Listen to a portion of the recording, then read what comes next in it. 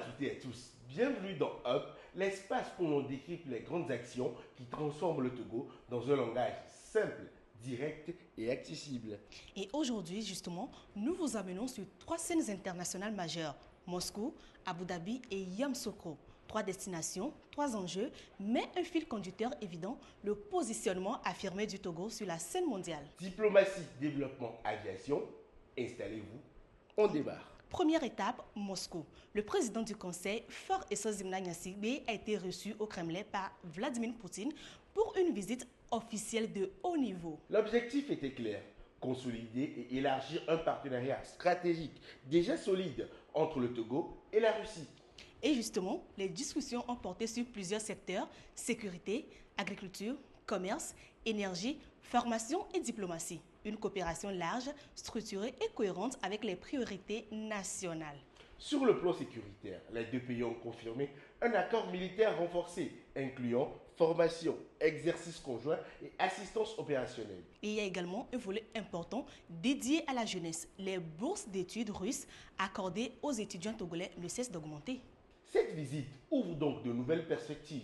Elle confirme le rôle du Togo comme un acteur responsable et surtout pragmatique dans la dynamique africaine de Moscou. Un partenariat équilibré, orienté résultat et totalement aligné sur les priorités économiques et sécuritaires du pays.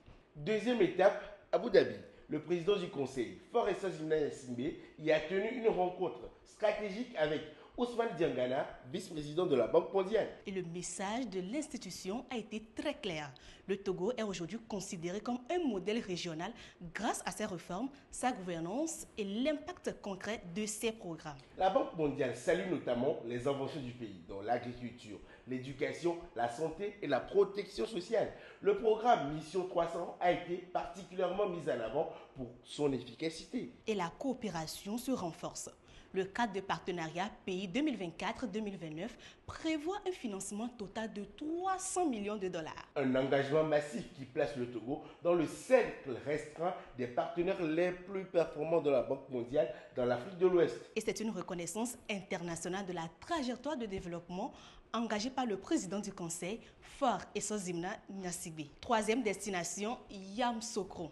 Le Togo a participé aux célébrations du 26e anniversaire de la décision de Yamoussoukro consacrée à la libéralisation du ciel africain. Le pays était représenté par le ministre des Transports, Edem Kokou-Tengue, qui a porté la vision du président du Conseil, Faure Essozimna Gnassingbé, qu'il s'agit de faire de la connectivité aérienne et numérique un levier majeur de croissance. Et le Togo y a affirmé son ambition de devenir un hub aérien régional avec l'aéroport international de Lomé comme pilier stratégique. Aujourd'hui, l'aéroport sert déjà de plateforme continentale avec une connectivité solide et assurée par plusieurs compagnies régionales et internationales. Et c'est une dynamique qui place le Togo comme un acteur clé de l'intégration africaine et du développement du transport aérien. 3 destinations, 3 enjeux majeurs, diplomatie, développement économique et connectivité régionale. Le fil conducteur est clair. Le président du Conseil, Faure Essozimna Gnassingbé,